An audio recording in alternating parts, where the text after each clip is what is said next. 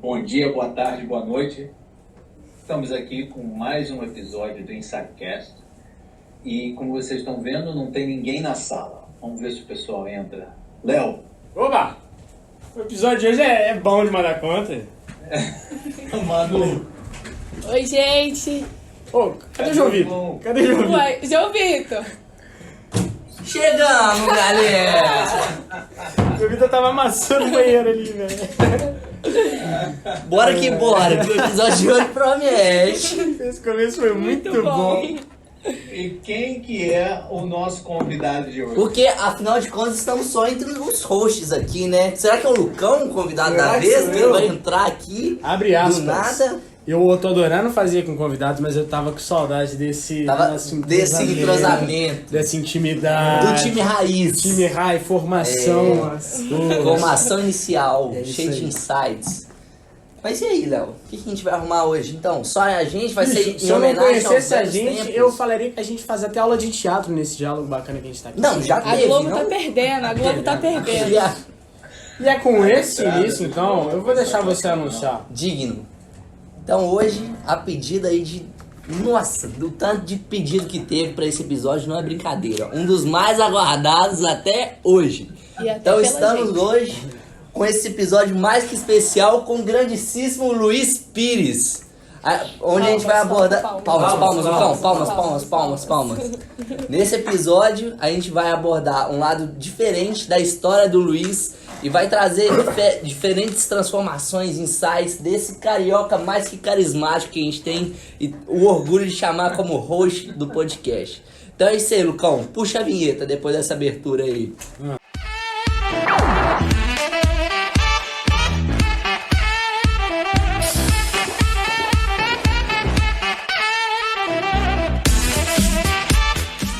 Toma. Hoje a gente tá serelepe, né? Serelepe, amigo. Tomar um café, pá. João Vitor dá. Olha, como de costume, eu tô começando a fazer uma pergunta pros nossos convidados aqui, que seria, Luiz Pires, pra quem não te conhece, Você é quem filho é de quem? você, qual é o seu nome e qual é o seu bairro, né? Mas a gente já te conhece um pouquinho, nossa audiência já te conhece um pouquinho. Isso vai deixar nosso episódio mais interessante ainda, porque, Luiz, eu quero que você me apresente um novo Luiz Pires, talvez um Luiz Pires que eu não conheça. Um cara que eu tenho certeza que é repleto de histórias, filosofia, bons conceitos. Você é um ser humano incrível, Luiz. Então eu acho que esse episódio vai ser fantástico. E por isso eu vou fazer a famosa pergunta. Luiz Pires, quem é Luiz Pires? Rapaz, olha, tem muitas reinvenções, muitas transições dessa pessoa, né? Ele começou... Eu nasci em Petrópolis, no estado do Rio de Janeiro, e a gente morava perto de uma favela. Minha mãe era costureira, meu pai era sapateiro. Então, eu brincava na rua. Eu era moleque de rua, pô. Brincava mesmo na rua, gostava de brincar na rua. Mas eu também gostava de ler. Eu gostava de matemática, eu gostava de estudar. Então a minha vida sempre foi essa dicotomia, sempre foi essa separação. Por um lado, eu gostava de brincar na rua, gostava de soltar pipa, fazia bobagem, estava sempre fazendo bobagem. Mas eu também gostava de estudar. Na escola eu era horrível. Na escola, porque eu gostava de arrumar confusão na escola. Eu brigava na escola, era sempre assim, eu era uma criança horrível, eu era o pai que as outras crianças, quando me viam chegando, o pai levava a criança. Não anda embora. com esse menino, não. Exatamente, nenhum pai queria que o filho andasse comigo, né? Ou filha, pelo amor de Deus, mas tá maluco. E aí eu fui pro Colégio Naval. Quando eu fui pro Colégio Naval, a vida fez muito sentido, porque eu cheguei num ambiente em que todo mundo era esquisito como eu, ou esquisito da forma deles. Todo mundo estudava pra caramba, todo mundo se dedicava. Tinha um cara que sentava perto de mim, eu lembro muito bem disso. Ele, num dos primeiros dias de aula, ele criou um relógio com uma calculadora. Era um loop em que a calculadora adicionava 1 a cada segundo. Caraca. Ou seja, esse era o tipo de gente, Caraca. esse era o tipo de gente que a gente se interagia no colégio naval. Esse era o pessoal. Eu me senti em casa. Resolvi sair da Marinha, que foi a coisa certa de fazer, não do jeito que eu fiz, mas foi a coisa certa de fazer. Eu sempre questionei tudo, eu seria um militar horrível. Aí eu fui fazer... E aí, deixa eu pegar uma brecha aqui, Luiz. Querendo ou não, a formação militar, da qual eu fugi esse ano, inclusive, consegui ser dispensado. Mas eu quero entender um pouco melhor a sua experiência no colégio militar, o que isso trouxe de bom pra você, o que isso trouxe de ruim pra você, qual foi a relevância de você nesse período de formação ter passado por essa experiência. Cara, é uma das coisas que eu vou te dizer. Eu não sei se trouxe nada de ruim. Eu não consigo pensar em alguma coisa que tenha sido negativa. Na época eu tenho certeza que eu pensava que muitas coisas eram negativas. Mas hoje, quando eu olho para trás, eu não sei se teve nada de ruim. Pô, eu fiz amigos para a vida inteira. Você viu o teu pai. A gente passou 20, 30 anos sem se ver, nós nos encontramos, parecia que era ontem. Os relacionamentos são muito profundos, são muito íntimos. Sim. Eu estudei nas melhores escolas de segundo grau do mundo. E me formou para a vida, me ensinou disciplina, me ensinou respeito, me ensinou companheirismo, e aí me ensinou um negócio importante. Que é uma palavra um pouco... pouco utilizada. Honra. E que hoje eu traduzo para integridade. O que eu faço é o que eu falo, o que eu falo é o que eu faço. Não tem surpresa comigo. Isso eu aprendi no Colégio Naval. E é aí que entra, Léo, acho que essa conversa da coragem. Eu não sei se eu tenho coragem, mas eu tenho muito medo de não viver com integridade. É uma vida muito difícil não viver com integridade. Eu acho interessante, quando eu trabalhava em empresa, muitas vezes a gente ia para eventos em Vegas, né, em Las Vegas. Aí chegava lá, os caras que trabalhavam comigo, os caras ficavam malucos, bicho. Aí o cara ia para a zona, ia para o bar, ia para... E eu perguntava para ele, eu falava, por que você faz isso? Porque eu não posso fazer isso com a minha mulher. Eu falei, por que você não casou com uma mulher que gosta de putaria, porra?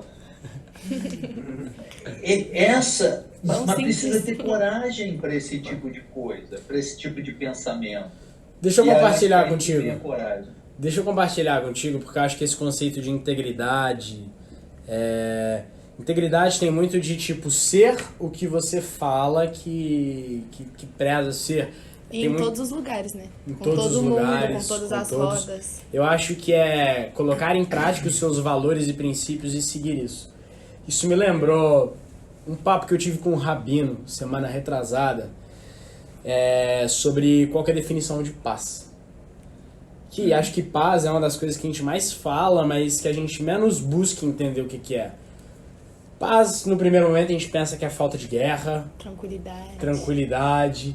E o Rabino me deu uma definição muito interessante, porque eu fui até o Rabino e falei o seguinte com ele, cara, eu tô querendo buscar a minha paz interior, comigo mesmo, em pensamentos e sentimentos. Ele virou e falou o seguinte, Léo, a paz é a busca, quando você está em busca da sua paz, é quando você está em busca de estar em um estado, em um momento, onde o que você é, onde você está, corresponde aos seus princípios e valores.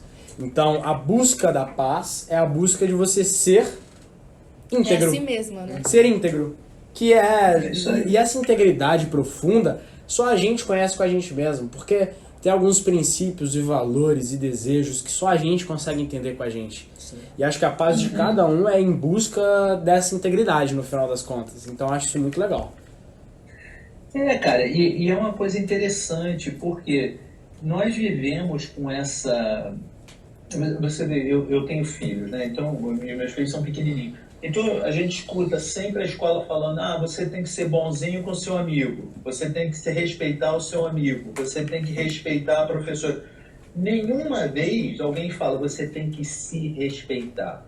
Nenhuma vez ninguém fala, você tem que ter bondade com você mesmo.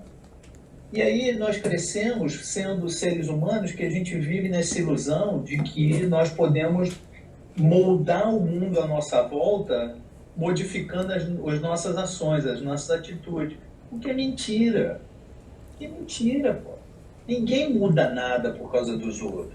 A única coisa que eu posso fazer é ser o mais autêntico que eu puder. E por natureza eu vou atrair gente que pensa da mesma forma que eu.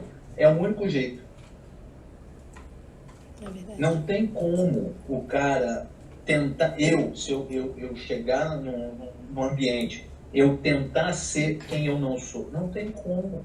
Eu posso enganar algumas pessoas algumas vezes, mas é impossível de enganar todo mundo. E vai durar o tempo pouco inteiro. tempo também, né? O que foi? Vai durar pouco tempo. Porque Dura ninguém pouco consegue tempo segurar esse personagem. E é um preço muito alto, né, cara? É um preço muito alto. Eu, querendo ou não, no fim do dia, eu me encontro com a mesma pessoa no fim do dia. Sou eu. Eu tenho que deitar minha cabeça no travesseiro sozinho e pensar, como é que eu gastei as últimas 24 horas? Eu fiz o melhor que eu podia? Eu me desenvolvi, eu contribuí para o mundo? Agora, Luiz, você comentou que, né, na sua passagem aí, você viu que você não daria um bom militar porque você questiona tudo. Tudo. Essa habilidade, característica de questionar tudo, eu vejo que muitos dos grandes empreendedores têm esse tipo de característica. E eu quero conhecer um pouco mais da sua jornada para ver, depois do Colégio Naval, você começou a sua vida profissional, qual caminho você foi, porque hoje eu sei que você já seguiu um caminho de empreender. Eu acho que muito porque você se expôs a diferentes experiências, até que chegou num ponto que você falou, eu quero seguir o meu próprio caminho, que é onde você está hoje. Então eu quero conhecer um pouco mais suas outras experiências profissionais, o que você estudou e o que você coloca em prática hoje, esse lado seu. Não. Eu acho que muito do que influenciou o meu questionamento de tudo foi o fato de eu ter feito faculdade de economia. E parte da faculdade de economia tinha filosofia, que era uma aula que eu gostava, era uma classe que eu adorava filosofia. Eu sempre achei interessante e nunca tinha sido exposto à filosofia antes. Mas eu achava muito interessante essas perguntas maiores para o mundo. Saúde. Essas perguntas maiores para o mundo, essas perguntas maiores para nós mesmos. E aí à medida que eu comecei a me envolver mais e mais com filosofia e com economia, o fundamento básico da economia é esse conceito de que nada se repete, né? De que a ideia de que o mesmo homem não consegue se banhar 2 vezes no mesmo rio. O homem é diferente e o rio é diferente. E essa ideia entrou nos meus poros de uma forma em que nada tinha entrado antes. E aí eu comecei a questionar, se nada é a mesma coisa sempre, então por que nós vivemos com a ideia de que o curto prazo, que as coisas que estão na nossa frente são verdadeiras? Foi um momento quase que existencial, né? Eu já tinha, claro, a tendência ou a inclinação de fazer perguntas. No Colégio Naval, teve uma vez que eu fui... saiu a tabela de serviço e meu nome não estava na tabela de serviço. Eu fui para casa. Aí, chegando na segunda-feira, tomei uma parte porque eu não tinha feito serviço. Bom. Aí eu fui para o julgamento. Aí o cara que tinha feito a tabela era o cara que estava julgando. Ou seja, a raposa cuidando das galinhas, né? Já não funciona. Aí o cara virou para mim e falou assim, por que você não avisou que o seu nome não estava na tabela? Eu falei, rapaz, você que fez o trabalho mal feito, bicho. Ou tinta. Tinta, peguei a maior punição que eu podia pegar, velho. Eu peguei quase uns 2 meses sem ir pra casa, cara. Socorro. Mas eu me senti tranquilo. Teve um outro cara, eu não vou falar o nome dele, mas teve um outro cara que foi na frente com o mesmo problema, ele falou, não, foi minha culpa, eu realmente deveria ter feito. Ele pegou a pena mais branda possível. Mas, pô, eu prefiro pegar a pena mais pesada e dormir bem do que pegar a pena branda e me sentir um lixo. Esse sou eu. Esse sou eu. Essa que é a realidade. Como os corações você fala, o Luiz que você pô, o cachorro tá latindo.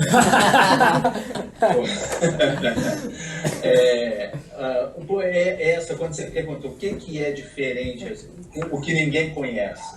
Pô, peraí.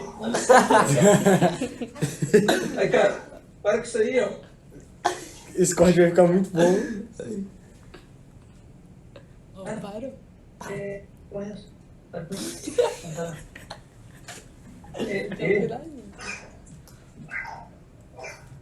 Tem dia que parece até que é de noite, né?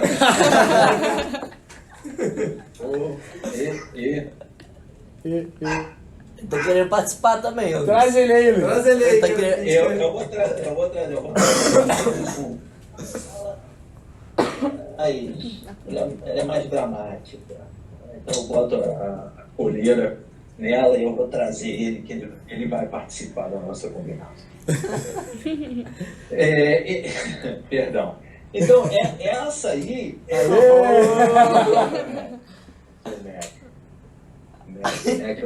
uma figura. Mas essa é uma das características minhas, de não ter medo de ser diferente, não seguir o padrão. E aí eu comecei, com esse questionamento, com essa ideia de questionamento, eu comecei a fazer perguntas mais profundas.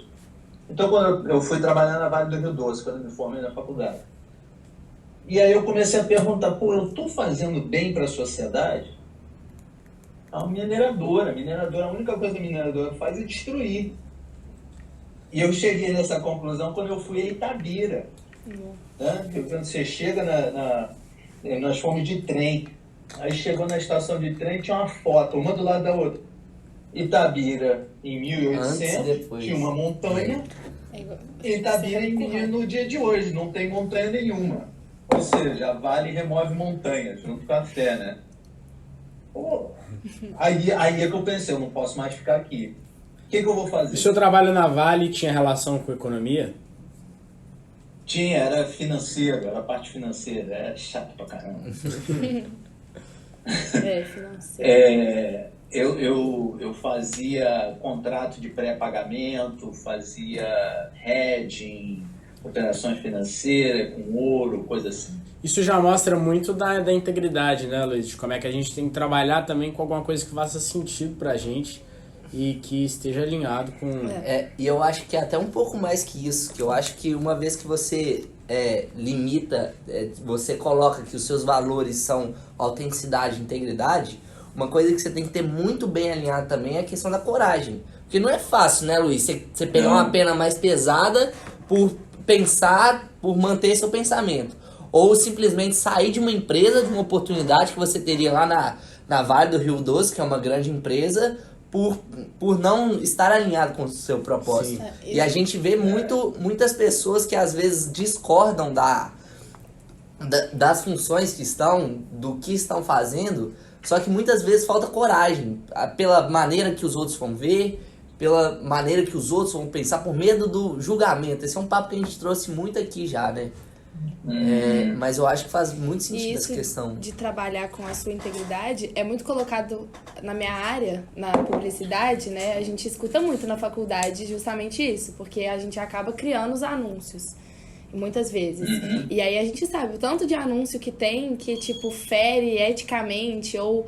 existe todo um estudo, né? De até que ponto você influencia uma pessoa usa persuasão com uma pessoa, e isso é muito colocado por todos os nossos professores. Até que ponto você vai trabalhar ou criar um anúncio, uma coisa que, né, tem que ir de acordo com a sua ética, com a sua moral, porque senão a gente perde toda essa integridade, todos os nossos valores por uma coisa que você tem que colocar na balança. Você prefere um trabalho digno ou você prefere, né, ir contra os seus valores e trabalhar nisso ou seguir o que você pensa, enfim.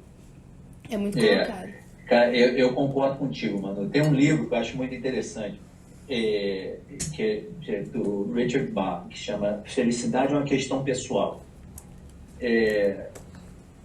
Eu recomendo a qualquer um no mundo para ler esse livro, porque é um livro que influencia mesmo. Uma coisa que acontece muito, ainda mais quando somos novos, a gente acredita que a experiência dos outros é boa. A experiência dos outros é válida, mas não necessariamente é boa. O que eu digo pode servir como dado, como ponto, mais um ponto para você tomar a sua decisão. Mas daí dizer que o que eu disse tem algum valor, que se aplica à sua vida, tem não. Todos nós temos que passar pelo erro, passar pela dificuldade. Total, Luiz. Esses dias eu tava até ouvindo um podcast, que eu até comentei com o Léo, um podcast do dono da reserva. Nossa, eu só falo desse cara, velho. Lá vamos Esse lá. cara... Vamos lá, mais uma temporada. Inclusive, eu marquei o Rony hoje no Anotei. meu LinkedIn. Patrocina a Falei gente, sobre ele. vem aqui, pelo amor de Falei, Deus. marquei. E esse... Ó, vamos marcar esse corte aqui, ó. Vamos. Quando o Rony vier no nosso podcast, olá, Insight do Futuro. Rony, um grande abraço pra você, velho. Tá vendo como é que tá sendo realizar um sonho nosso aqui, vai do caralho. Bom episódio pra vocês aí que estão gravando e, enfim, galera. Isso enquanto vai acontecer ainda, irmão. Eu só paro esse podcast quando isso acontecer. Aí continua, Aí depois continua, chama Vai, para, dá um pause e continua. Ó, Bom, mas você tava falando... mas eu acho que foi com ele, quase certeza. Mas um insight muito legal de que, tipo assim, na reserva, ele sempre estimula errar pela primeira vez. Claro. Hoje em dia, grandes empresas têm muito aquele conceito de tudo é feito a partir dos dados, você tem que sempre seguir dados para tomar as melhores conclusões e o processo fica quase que quadrado, né? Total mecânico. E eu acho que vai muito de encontro ao episódio que a gente teve aquela conversa com o Fred também, que se fosse tudo métrica, tudo dado, era muito fácil, gente. Tem uma parte humana do negócio. Então o insight que o Rony trouxe foi justamente na reserva. A galera, quando erra pela primeira vez, o Rony dá parabéns. Você tentou e você viu que não deu certo. Então, tipo assim, ele tentou inovar numa coisa que tentou fazer sentido. Só que a partir do momento que a pessoa erra a segunda vez, já vai puxando a orelha, já vai tentando otimizar o processo. Mas o negócio é sempre estar aberto para primeiros erros. Para sempre aí, tentar cara. otimizar o processo. Eu vi isso também no livro Só um Adendo, porque o Rony tá vendo esse corte aqui agora. Então, se não for sobre ele, ele vai Se pagar não um mó for micão, dele. né, mano? Se Mas se não for agora é do Daniel Castanho da Anima. Não, você vai se É um dos complicar. dois. Você vai se complicar. Vamos pegar leve. Mas eu A gente li marca isso. os dois. Eu li isso daí Eu li isso no livro As Cartas de Bezos, que ele traz justamente os princípios de crescimento da Amazon, que fizeram com que ela crescesse tanto. Saúde, Manuela. E ele traz justamente um dos princípios como errar pequeno, que traz muito disso. Muitas vezes a gente tem que errar para aprender com esses erros e achar um acerto em cima disso. Sim. Então, E se a gente errar, foi tentando acertar. Exatamente. O pagode. E cara, e tem um outro ponto nessa conversa aqui. A gente nunca sabe, né? Hoje, se eu penso qual é o princípio que guia a minha vida, é o taoísmo.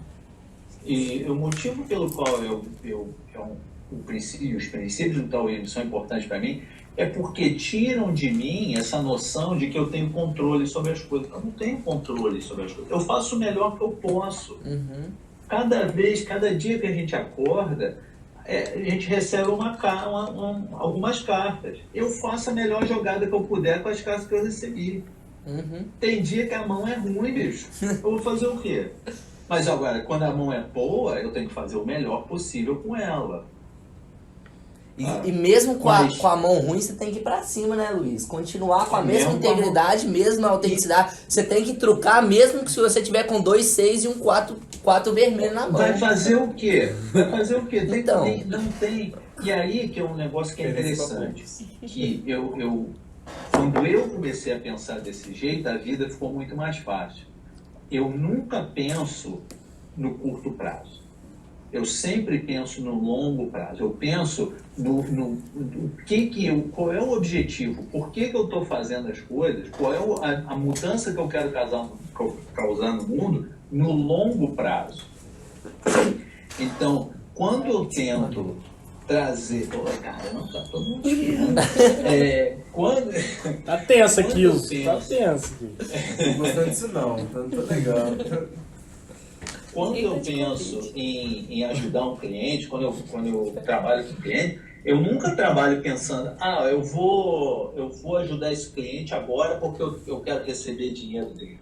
Não passa pela minha cabeça. O que passa pela minha cabeça é como é que eu posso ajudar esse cliente a ser mais forte daqui a 50 anos. Como é que eu posso ajudá-lo a criar uma estratégia de marca que é tão forte que em 50 anos ele passa a ser referência para os outros. Ele modificou o mundo de forma positiva. É quase como se você ajudasse ele a criar o próprio legado. Exatamente. Isso tem um valor enorme. Isso é bonito. Cara, olha, vocês conhecem a pirâmide de necessidade, né? Acho que é pirâmide de necessidade, foi um pouquinho, the pyramid of need, do Maslow. Muitas vezes, a maior parte das vezes, nós vivemos no básico, né? O cara precisa de comida, ele precisa de shelter, de casa, ele precisa ser respeitado, ele precisa... Eu acho que a maioria das pessoas vive lá no topo. O que eles realmente querem é transcender como seres humanos, é chegar a um ponto em que a contribuição deles para o mundo é acima do que qualquer um pudesse esperar. É o que eu imagino. Eu sou um otimista. Eu já vi essa pirâmide. É muito massa essa pirâmide. Nossa, pirâmide é muito legal. É o que eu imagino.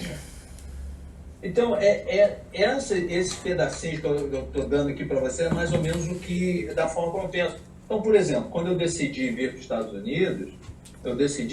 Unidos, porque eu queria ir para uma área na qual eu tivesse a oportunidade de trazer coisas positivas para o mundo. A área financeira, eu não via muito como que eu pudesse fazer isso. Ô Luiz, e quando que foi... Tenho certeza que tem. Desculpa te interromper, mas quando que foi esse período que você decidiu ir para os Estados Unidos? Foi na hora de fazer faculdade? Foi na hora do Saiu após? da Vale. Quando que você... Como é que foi depois da Vale, por exemplo? Você saiu da escola militar e depois você foi para onde? Você foi para Vale? Foi para faculdade? Foi para faculdade, né? Entendi, a faculdade lá no Rio. Militar, fui para faculdade. Isso. Legal. E eu fiz UF em Niterói. Aí dali, quando eu me formei, eu já tinha um emprego na Vale. Eu passei num processo daquele de seleção lá que tem, né, para emprego. Aí fui trabalhar na Vale do Rio Doce. Quando eu estava mais ou menos há 1 ano na Vale do Rio Doce, eu comecei a me sentir desconfortável. Eu comecei a não me sentir bem quando eu acordava de manhã. E aí eu comecei a perguntar, por que eu não estou me sentindo bem quando eu acordava de manhã? E aí eu comecei a pensar, o que eu posso fazer? Como que eu posso... E essa é uma outra característica que eu tenho. Eu sempre gosto de abrir opções, né? Então, se eu tenho uma opção, o meu próximo passo, eu gostaria que aquele próximo passo me abrisse 4, 5, 6 opções. O próximo passo, 10, 15, 20 opções, sabe? Porque aí eu começo a ter um pouquinho mais de influência, não controle, influência nas minhas decisões, o que vai sair da minha decisão. Então, quando eu decidi vir para os Estados Unidos, e abrir portas, porque eu poderia ficar aqui para trabalhar, eu poderia voltar para o Brasil, eu poderia ir para outros países na América Latina, ou seja, me abria muitos campos porque eu passaria a ter um controle melhor da língua, eu teria estudado numa escola de ponta, ou seja, abriria portas. E eu sempre penso assim, eu sempre penso como que vai abrir a porta para mim, como que vai criar mais portas do que eu tenho hoje. Não tem como eu não lembrar aqui, Luiz, mas essa sua filosofia de comportamento me lembra muito a filosofia que eu já citei várias vezes aqui, mas acho que faz talvez um pouco do meu papel na Terra seja espalhar essa filosofia maravilhosa. Lembrar isso, E eu vou dar os méritos pela primeira vez pro meu psicólogo também, Roberto, que é nosso Temos que marcar o episódio dele. ouvinte Opa. constante. Mas como é que, de fato, tirar o peso da responsabilidade total sobre a influência que você tem sobre a sua vida pode te fazer viver uma vida melhor. Porque existem 3 terços de responsabilidade. O seu, o do outro e do universo. Eu já tô falando quase de cor já, tá ficando bom. E eu acho que eu identifico muito isso na sua fala, porque você tem um forte poder de influência em cima do seu terço. Mas você não tem controle em cima do terço do outro e em cima do terço do universo. E você pode fazer de tudo que estiver no seu poder de alcance e de influência do seu terço. E a partir do momento que você vive em cima desse modelo de terços, cara, fica muito mais fácil de você entender o que está no seu alcance, o que é responsabilidade sua para você assumir, ir lá enfrentar, e o que não é responsabilidade sua, o que é do outro, e o que é até mesmo responsabilidade do próprio universo influenciar e escrever. Esse corte ficou bom. Cara, tem uma fábula que eu acho interessantíssima, que é do taoísmo. O fazendeiro tinha um cavalo. Um dia o cavalo fugiu. Todos os vizinhos vieram falar com ele: rapaz, que falta de sorte, você perdeu seu cavalo, como é que você vai cuidar da fazenda? Aí o fazendeiro vira para os vizinhos e fala: pode ser falta de sorte, pode ser boa sorte, eu não sei ainda. Aí alguns dias depois volta o cavalo com 3 outros cavalos, 3 fêmeas. Aí todos os vizinhos vêm falar com o fazendeiro: rapaz, que sorte, agora você é um homem rico, você tem 4 cavalos, 3 fêmeas, você vai ficar rico. Que sorte, hein? Pode ser sorte, pode ser falta de sorte, eu não sei ainda. Aí um dia o filho dele está tentando domar um dos cavalos, cai e quebra a perna. Aí todos os vizinhos vêm e falam: rapaz, que falta de sorte, como é que você vai cuidar da fazenda? Seu filho está machucado. Pode ser falta de sorte, pode ser sorte. Passa algumas semanas, um senhor feudal vem recrutando todos os jovens para ir para a guerra. O filho dele não pode ir para a guerra. Todos os vizinhos vêm falar com ele: que sorte. Aí ele fala: pode ser sorte, pode ser azar, eu não sei ainda. E essa que é a verdade da vida. Eu nunca sei. Eu nunca sei. Na verdade, eu comparo o jeito que eu levo a minha vida é muito como eu dirijo todos os dias para levar a meninada para a escola. Como é que eu faço? O que eu tenho controle? Eu tenho controle do destino. Eu quero levar a meninada para a escola. Eu tenho controle do imediato, do que está na minha frente. Eu dirijo com calma, eu dirijo com cuidado, eu paro no sinal de parar, eu paro no sinal vermelho, eu respeito os pedestres, eu faço o melhor que eu puder agora. Agora, o que acontece entre quando eu chegar lá e o que eu estou fazendo agora, eu não tenho controle nenhum. 0 controle. Pode vir um louco passar o sinal vermelho e me trombar. O que eu vou fazer? E a vida é muito assim, cara. Infelizmente, nós recebemos essa responsabilidade injusta da sociedade de que nós temos controle. Não porra nenhuma, não tem controle de nada, bicho. 98% dessa história é sorte. Nasci com 2 braços e 2 pernas, sorte. Nasci com a cabeça pensante, sorte. Nasci com 2 olhos, sorte. Não nasci negro, sorte. Porque nascer negro é mais difícil do que nascer branco. No mundo inteiro. Não nasci em zona de guerra, sorte. Porra, isso é tudo sorte, cara. Acordei de manhã, sorte. Quanta gente que morre no meio da noite, sorte.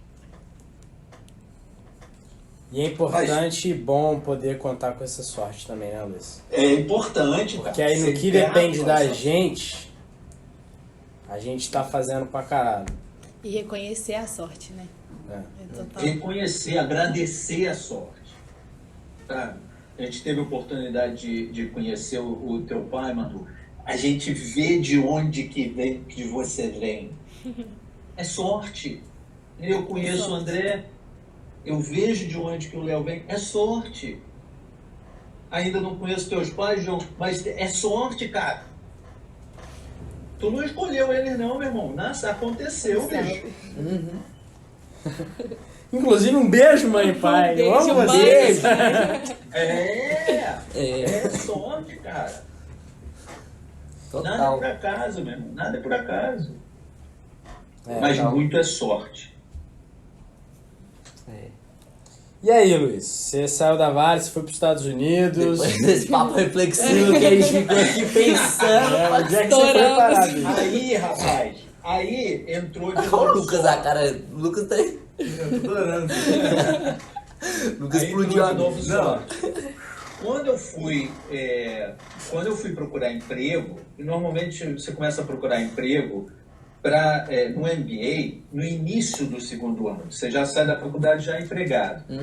Já sai do curso empregado. Nenhuma empresa brasileira queria falar comigo. E na época eu tive 6 ofertas de trabalho aqui nos Estados Unidos.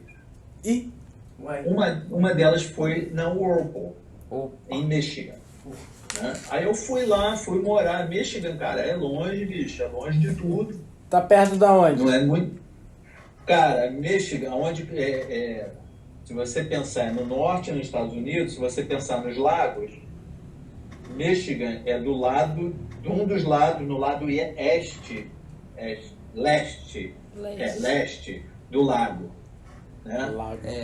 A coragem perto de entrando. Chicago. A coragem entrando aí de novo em ação, né, Luiz? Você indo pra um lugar totalmente desconhecido, outro país, conhecendo ninguém lá. Só que a coragem É, deve ter batido um Pode ter uma friozinho coisa na que barriga, né? acontecer, cara. Ah, cara. Medo Mas e olha, eu vou te coragem, falar, então. ser imigrante é difícil. Difícil. É mesmo, Luiz. Você demorou É pra difícil. se acostumar? Aí? Não demorei não. Eu me Adaptabilidade. adaptei rápido. Adaptabilidade, né? O rapaz é adaptável. Qual que você acha minha que é a adapta- parte mais difícil pra você de ser imigrante, assim? Cara, são as pequenas coisas.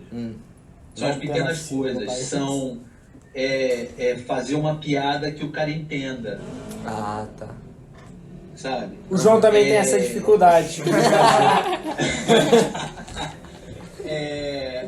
exemplo, nós somos um exemplo que eu vou dar para vocês, cuidando dos meus filhos. Eu sou muito mais amigo dos meus filhos do que o americano normalmente é. O americano é muito permissivo. Ele não é amigo, ele é permissivo. As crianças, elas tendem a ser mal educadas. Eu sou muito mais participativo com os filhos, eu sou muito mais severo com eles. Tem só 2 coisas que eu peço a eles, todos os dias. Seja bondoso e faça o seu melhor. Mais nada.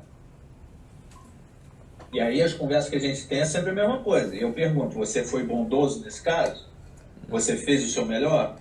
E se a resposta é não, eu nunca dou feedback. Eu dou feed forward. Vamos fazer o seguinte. Ah, Eu, vou fazer- credo. eu nunca viro para eles e falo assim, olha, você viu o que você fez lá atrás? Eu nunca faço isso. O que eu faço com eles é, olha, o que você aprendeu? O que você pode fazer na próxima vez? Caraca. Visão. Vigia. Os moleques, né? Pois faz muito sentido, até porque o que foi feito tá feito. Tudo que nos cabe a fazer. Foi cada feito, tá nosso feito, tempo. bicho. É isso. Vou fazer o quê? Não. Pô, Os moleques vão É. criar a nova Apple. Os moleques são bacanas, cara. Os moleques são bacanas. Mas então, eu fui trabalhar na Whirlpool e eu dei muita sorte, né, cara? De novo, sorte. A Whirlpool, na época, tinha uma expansão global. Eu peguei um emprego que era global, que viajava para vários outros países. E a Whirlpool faz o que, Luiz? Aparelho doméstico. É a dona da Brastemp e da Consul no Brasil. Da KitchenAid também? Da KitchenAid também. Eu tenho um adendo. Quando a gente começou a trabalhar junto, Luiz, com você, aí as pessoas me perguntaram, não, quem que é esse cara aí? Eu falei, bicho, esse cara aqui foi quem desenvolveu a marca da KitchenAid aqui no Brasil. Você sabe o que é KitchenAid? É tipo Aquela a Ferrari das batedeiras. O que é branding, Luiz Filho? Durante muito tempo, meu sonho foi Cara. batedeira da KitchenAid. Não é bonito, Sério, bicho, né? fazia bolo. É uma Ferrari das... Uma Ferrari. KitchenAid, se quiser mandar uma lá pra cá, Mas e aí? Mimos. É bonito, recebidos. é bonito. Você acha que a gente descola um patrocínio na KitchenAid? KitchenAid? Já bateram Eles não ali. devem A gente dar deixa ela aqui bolo, ligada. dinheiro de vocês, Fazendo um... Fazer bolo todo episódio. Pode ser também. não é? É interessante. Aí eu trabalhando na KitchenAid, eu era o brand manager da KitchenAid. E aí, rapaz, eu sempre viajava com a camisa, né? Mas pera, calma aí, tem alguma coisa de errado. Você tava fazendo economia, você foi pra Vale, aí você falou, foda-se, vou chutar o balde. Como é que foi Como é essa que você questão foi do branding que você Como é que você parou foi na... parar em marca? É. Até porque era uma tendência nova de desenvolvimento, de visão de marketing. Que plot twist foi esse que eu perdi aqui? Eu também perdi essa parte. Rapaz, olha, de novo, a sorte. Purdue não tinha nome em marketing. Purdue é uma escola de engenharia. Então os caras são muito fortes em matemática. Eles estavam buscando gente que queria aprender marketing, mas que tinha um bom background de matemática. Olha só. Você era o E cara. aí que eu entrei. Pra análise caras de são- dados, né, inclusive. Olha a sorte É. aí. Ou seja, eu dei sorte de que eu comecei lá no início dessa conversa toda de que é tudo a respeito de dados, é tudo a respeito de informação, é tudo a respeito de utilizar a informação para tomar decisão. Eu comecei lá atrás, no início do negócio, eu peguei essa onda. E, de novo, sorte. É tipo quando o Steve Jobs fez o curso de caligrafia, só foi entender porque lá na frente. É. Exatamente. Ô Luiz, mas você Exatamente. já gostava de marketing assim? Já tinha alguma tendência pra essa área? Eu achava interessante, eu sempre perguntava por que o cara. Eu olhava comercial, por exemplo, eu falava, por que o cara usou essa palavra e não outra? Legal. Por que ele usou essas cores e não outras? Por que é esse ator? Mais uma vez questionando tudo, né, Luiz? Sempre. O chato, né? Você perguntou se é bom ser o questionador. Não, o questionador é um chato, cara. Ninguém gosta do questionador. O questionador é o cara que cria problema. Ele não é um cara que traz solução. Ele é um cara que cria problema. Eu sempre tive muita dificuldade no ambiente corporativo. Hoje eu acho que eu sairia melhor, porque eu sou mais maduro. Mas eu sempre tive muito problema no ambiente corporativo, porque quando o cara falava, olha, a gente tem que fazer uma promoção, eu sempre perguntava, por quê? Ao invés quando todo o resto do mundo falava, claro, vamos fazer, o que eu preciso fazer? Onde que eu faço?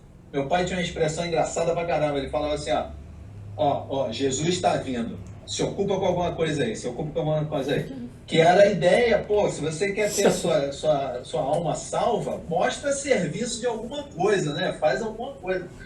E o que os caras falavam? Não, eu vou fazer qualquer coisa, eu vou mostrar serviço.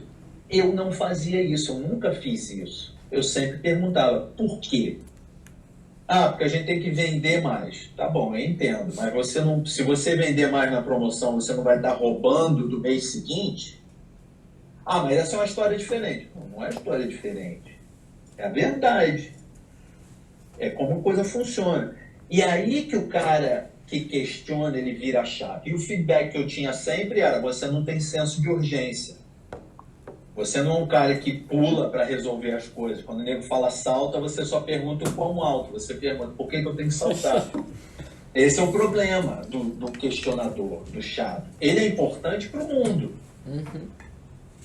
Ele é importante no ambiente maior. E se não fossem os chatos, a gente nunca teria questionado por que eu não tenho luz elétrica, por que eu não tenho... Por que eu tenho que ter cavalo para puxar a minha carroça? É o chato, o cara é o chato que faz essas perguntas. Ele é importante. E aí você entrou nessa escola de engenharia e foi nessa pegada de análise de dados. Aí eu fui trabalhar na Whirlpool, fiquei um tempo lá e aí chegou um determinado momento em que eu queria mudar minha vida. Simplesmente queria mudar minha vida. Eu não estava satisfeito do jeito que a vida estava indo. Eu queria mudar de região, queria ter uma família. Eu escrevi, ainda tem esse pedacinho de papel, a vida que eu queria.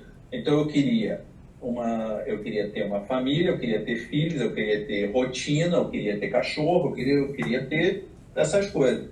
E aí eu saí da Whirlpool e fui trabalhar na Bosch, que foi a pior decisão que eu tomei na minha vida. A pior do mundo. Então eu não vou fazer a mesma pergunta que eu fiz sobre a KitchenAid para ver se rola um patrocínio. Vou ficar de boa. A Bosch, rapaz. A Bosch é empresa de quê, ô Luiz? A Bosch é empresa de quê?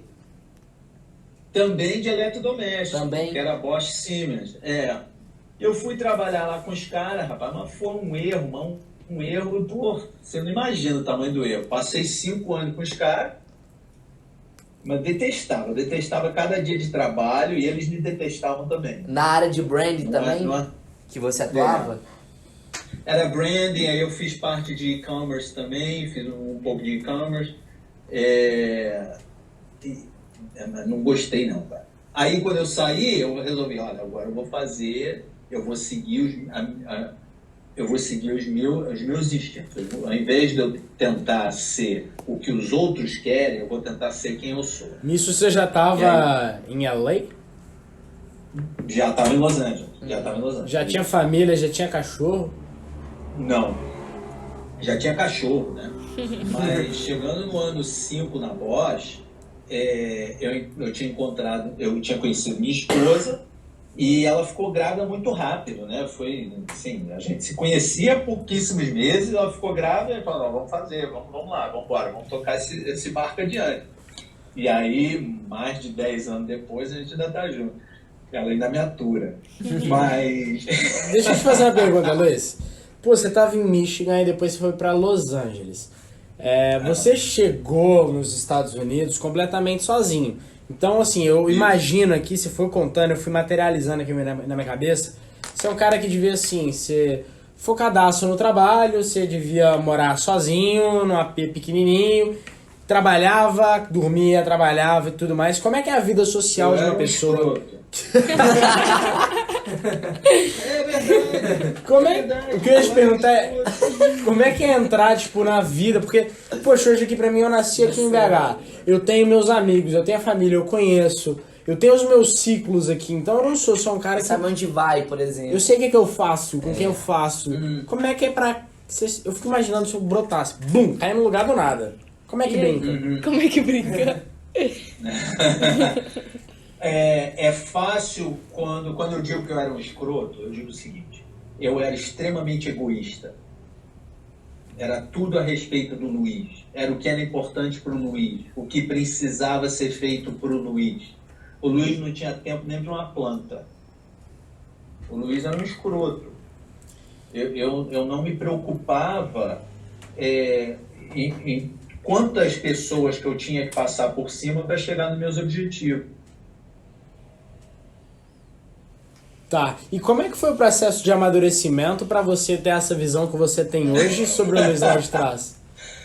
Isso aí, rapaz, eu digo que os meus professores são os meus filhos. Caraca. Por quê? O que aconteceu? Quando meu filho mais velho nasceu, o Ninjão nasceu, eu queria ser pai e eu gostei da experiência de ser pai.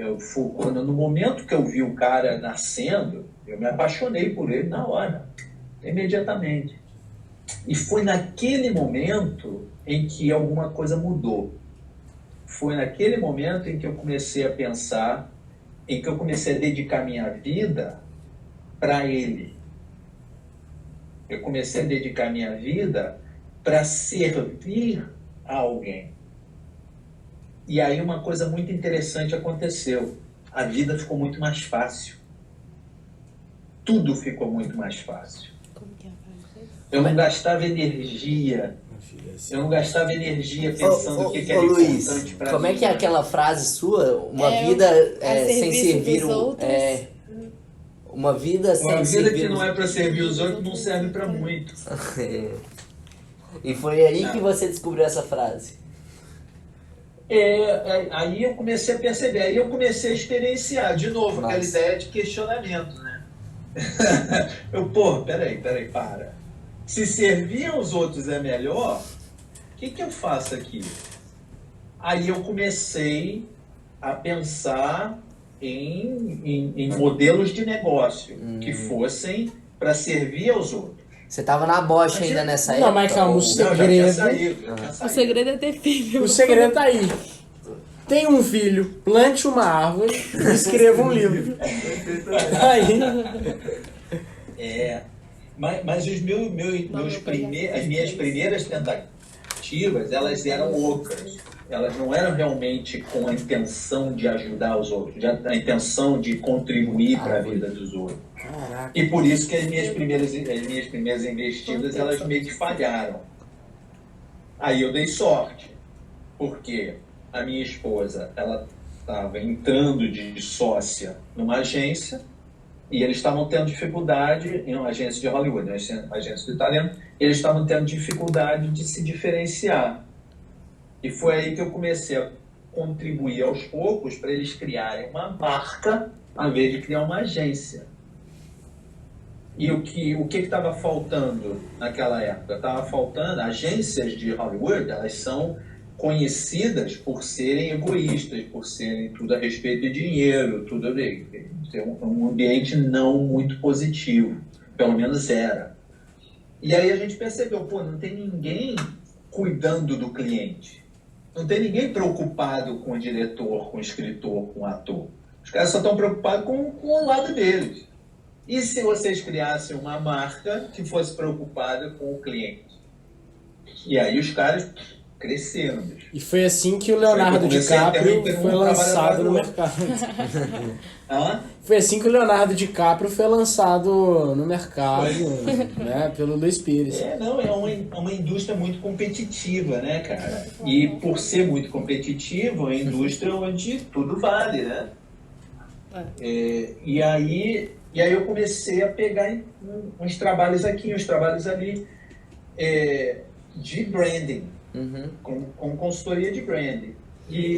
Com a empresa aí, já, Luiz? Ou você fazia trabalho como freelancer? Eu criei a Square para facilitar a minha vida, né? Legal. Porque é muito difícil servir aos outros como pessoa física, muito mais fácil como pessoa jurídica, nos Estados Unidos, né? E para diferentes clientes assim que você prestava o serviço, como é que foi nesse início, quando você criou a Square, os primeiros desafios? Cara, aí é que foi interessante, porque eu com a minha ideia, com a minha noção de questionar tudo, eu percebi que ser consultor de marca era o trabalho perfeito para mim. Qual o trabalho do consultor? É criar um processo e fazer perguntas.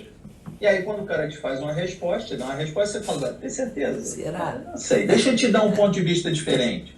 E aí senta e vê o circo pegar fogo. Ou seja, pela primeira vez, você chegou em uma posição em que o seu perfil e as suas características eram adequadas à sua função. Talvez pela primeira vez você não tenha tentado reprimir ou esconder isso e tenha utilizado isso da melhor maneira possível. Tem um livro que eu não sei se você já leu, que é Descubra os Seus Pontos Fortes. Outro abraço pro Roberto, psicólogo, que ele que me indicou esse. E ele fala uma coisa que é muito óbvia depois que você lê, depois que você entende.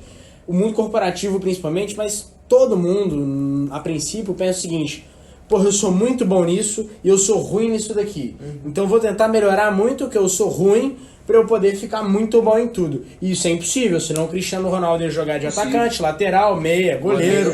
Exatamente. E a ideia é justamente você entender muito bem quais são os seus pontos fortes e poder utilizar ele da melhor maneira possível. Então, poxa, eu sei que eu sou um cara que eu falo bem. Agora me coloca pra escrever. Eu vou ter uma dificuldade e nem por isso eu vou sentar pra começar a escrever. E eu quero até escrever um dia um livro, mas eu tô indo pelo podcast primeiro, entendeu? Então, porra, eu tenho que entender o que é que eu sou bom fazendo.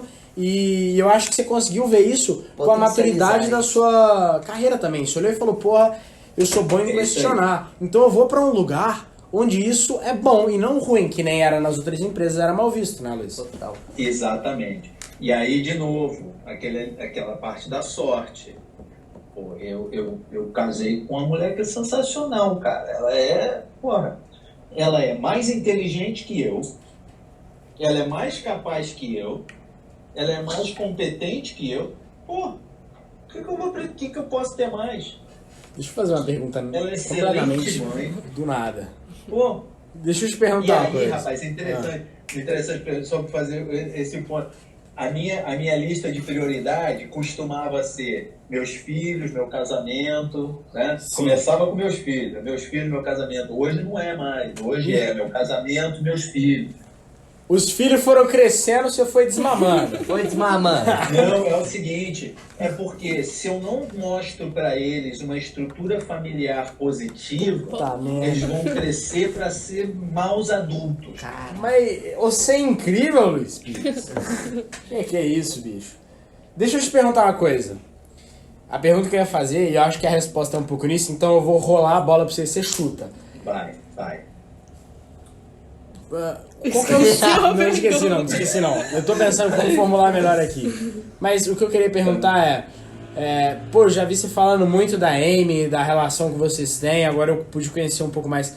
Pra você, qual que é o segredo de um bom relacionamento duradouro, equilibrado, que você tem hoje e que eu vejo muito? E aí eu pergunto de marido e mulher, ou um relacionamento amoroso, mas também depois vindo de família, já que você falou de casamento e depois filhos. Primeiro, qual que seria o segredo aí pra você ter um bom relacionamento amoroso e sustentável? E depois, pra pai e filho, como é que funciona?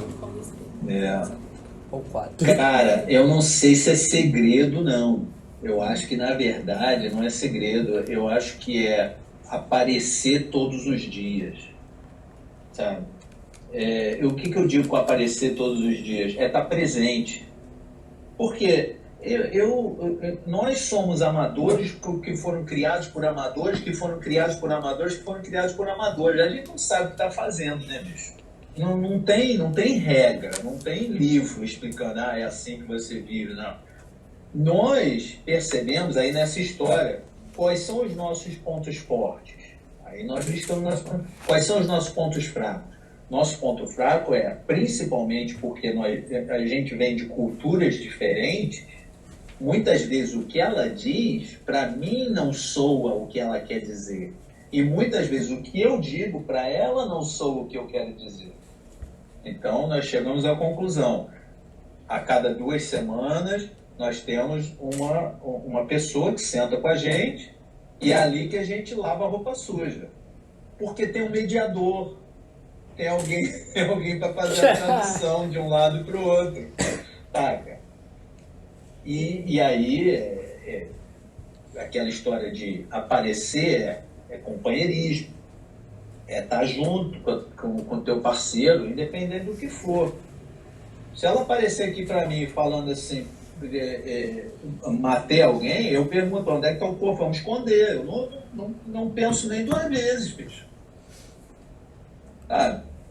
E aí essa que é a diferença. Infelizmente, eu acho que muitas vezes nos relacionamentos nós ficamos muito focados, isso foi ruim para mim.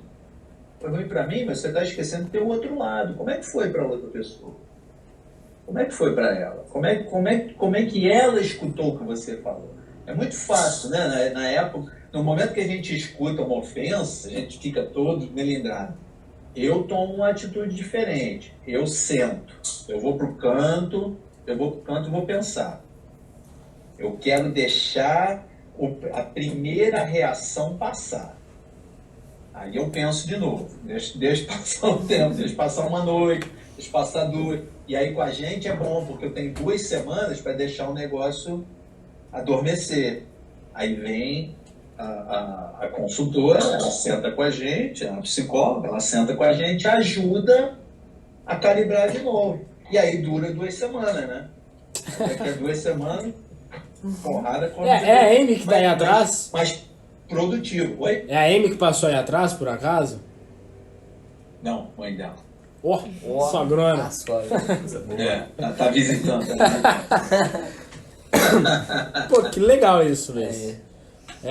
Sensacional. Eu acho que a gente podia pegar as perguntas. Não, peraí. Não é pra fechar, não. Não é pra fechar, Tá, mas só Fala. Deixa. de puxar um gancho da empresa, da questão de quando você partiu para seguir seu próprio caminho e passar um pouco dos seus conceitos de maneira autônoma, assim, no quesito de consultoria pela Square. Quais foram as principais diferenças que você notou de, tipo assim, trabalhar em uma empresa e, tipo, seguir seu próprio caminho e, além das principais diferenças, os principais desafios e os principais pontos positivos também? Se puder trazer pra gente. Eu acho que, infelizmente, empresas são muito focadas no curto prazo. Elas são focadas, como é que eu vou pagar as contas hoje? Não é que essa não seja importante, mas a gente tem que pensar no longo prazo também. Aquela história de dirigir o carro.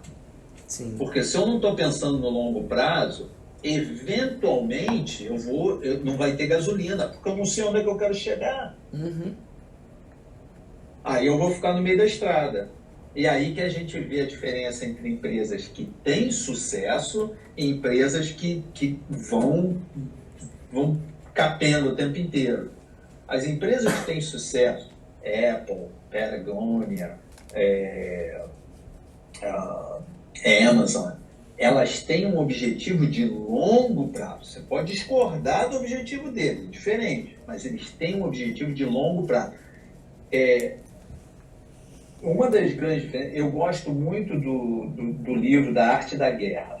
Esse é bom. Leiam A Arte da Guerra. Vamos marcar aqui já então um episódio sobre a arte da guerra em breve. Olha, é importante, cara. Sorteio do episódio Arte da Guerra.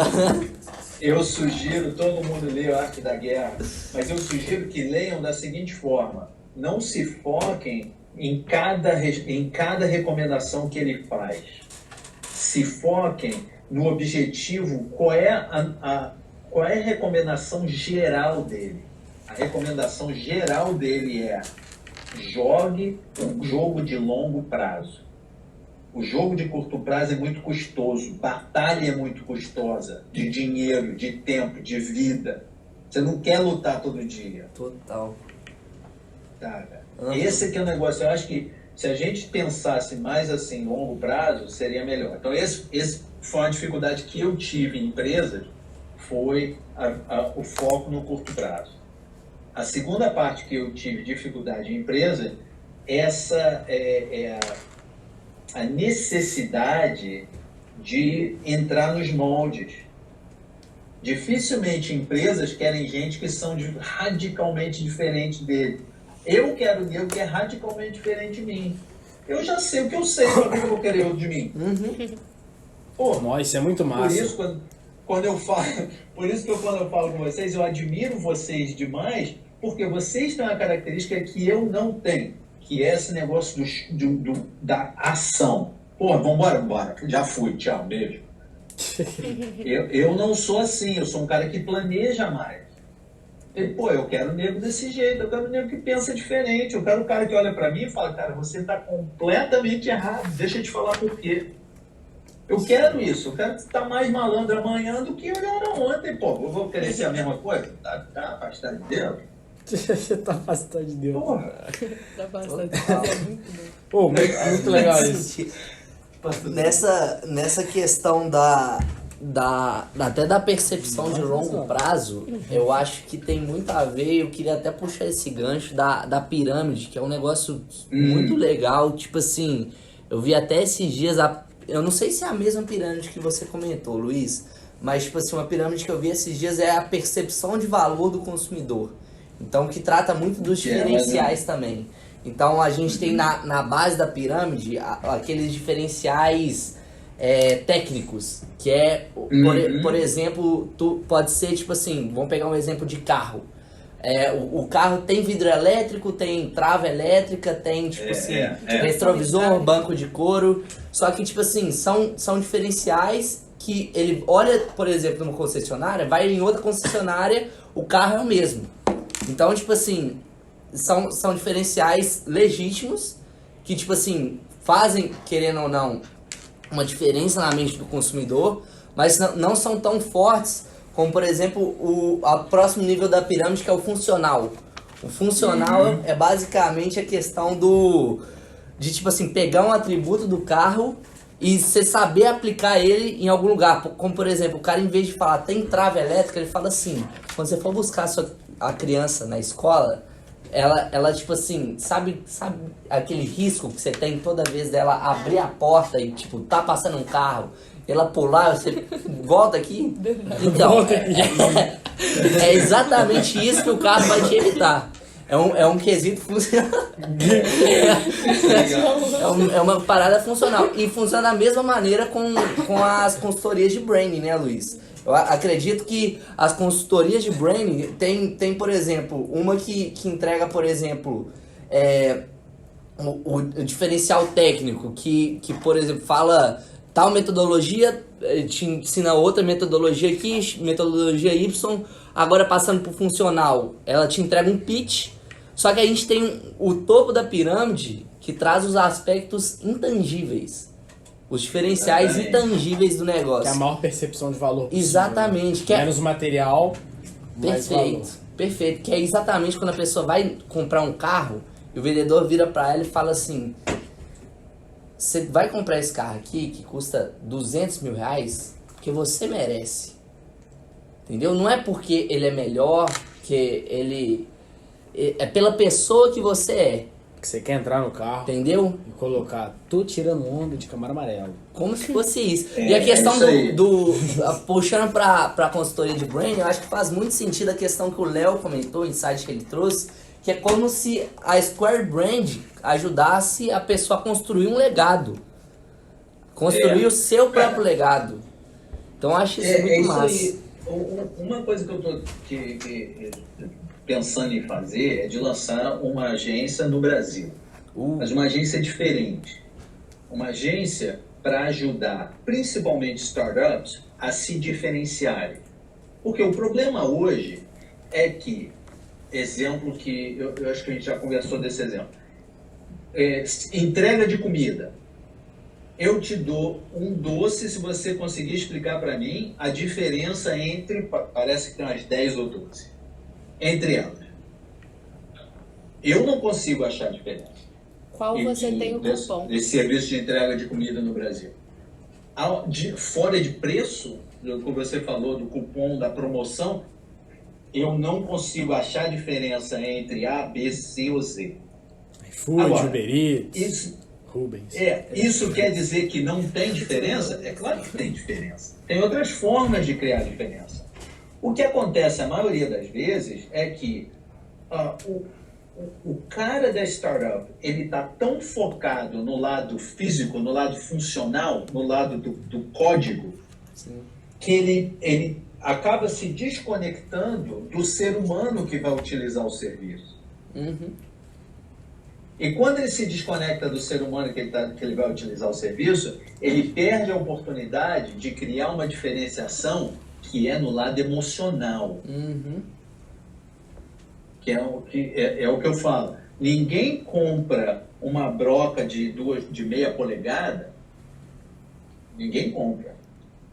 Diz-se que, na maior parte das vezes, o cara compra uma broca ele não compra uma broca de meia polegada, ele compra um buraco de meia polegada. Eu vou mais adiante. Eu digo que o cara compra uma broca de meia polegada para fazer um buraco de meia polegada para segurar um parafuso, que vai segurar a prateleira, que vai organizar os livros, que a mulher vai olhar para ele e vai falar, ele organizou, ele fez o que eu pedi. O que eu pedi. Ele comprou respeito. É intangível, é um nível né? muito mais avançado, muito mais intangível. Total. Isso é que eu gostaria de fazer no mercado brasileiro. Por que eu gostaria de fazer isso no mercado brasileiro? Aí ele vai falar, por que você não faz isso no mercado americano? Eu já faço no mercado americano. O que eu gostaria de fazer no mercado brasileiro eu recebi no Brasil educação, eu recebi cultura, eu fiz faculdade, eu fiz segundo grau, eu nunca paguei um tostão. Eu gostaria de retornar ao país alguma coisa. Alguma coisa. E a única coisa que eu tenho para oferecer é serviço de marca. É o que você é Não tem mais bom. nada para oferecer. E que serviço, né? E que serviço. Entende? Isso é muito legal, Luiz. Mas- Tem muito mas a você ver tá com a certo. integridade, né, cara? Total. Falei? Tem muito a ver com a integridade que a gente falou um pouco mais cedo. Tem muito a ver com integridade, exatamente. E aí exatamente. Toda aquela parte de olhar para as coisas e viver com integridade e agradecer pelas coisas que nós temos. Né? Se eu não tivesse tido a educação no Colégio Naval, o que teria sido a minha vida? Eu nunca paguei um tusta por educação, cara. Sempre tive educação. Excelente educação. Excelente. Isso é muito bacana. Olha, cara, eu tenho a dinâmica que eu tinha falado com você, que a gente abriu uma caixinha de perguntas no nosso Instagram para as pessoas fazerem perguntas. Tem uma aqui que acho que tem muito a ver com esse papo de agora. Você quer fazer, Manuela? Posso ver. Acho que se a gente não tivesse combinado essa última conversa aí, essa última pauta, não daria tão certo. Porque a pergunta foi da Patrícia, por acaso é minha mãe. Ela perguntou, Luiz, para construir uma marca no Brasil e nos Estados Unidos, tem diferença? Onde é mais difícil? Aqui é mais difícil porque é mais competitivo. Você precisa de maior disciplina. Porque o número de competidores é maior. O barulho é maior, tem mais barulho. Então, por exemplo, um dado que eu uso frequentemente. Em 2020, cada casa nos Estados Unidos recebeu mais ou menos $2.000 em comerciais. No Brasil, cada casa no Brasil recebeu mais ou menos R$770 em comerciais. Divide isso aí por 4 ou 5, é um número muito menor. O barulho, a quantidade de barulho em volta nos outros mercados é menor do que a gente tem aqui no mercado americano. Essa que é a maior dificuldade. Legal. Porra. Agora, ser humano é ser humano em todo canto. É verdade. Legal. Pessoas e gerar conexões com as pessoas, no final das contas, é o mais importante. Tem outra aqui, Luiz, bem papum, e esse aqui também é do Fredão, que a gente estava citando, trazendo a referência mais cedo. E ele trouxe... Eita, porra! Engasga não. Eita. É porque a pergunta é muito boa, A pergunta que ele fez foi a seguinte: uma marca sem propósito claro consegue construir branding? Não. Simples e direto. Consegue fazer vendas. Ó, eu te digo, você consegue criar um negócio sem um propósito claro? Consegue. Tem um caminhão aí. Tá cheio por aí, isso que eu ia falar. Agora, tem sobrevida? É uma marca que no longo prazo vai sobreviver? É difícil. Difícil, porque acaba que essa marca ela tem que usar do cupom muito tempo. Ela tem que usar de promoção, de marketing por muito tempo. E, eventualmente, vai aparecer alguém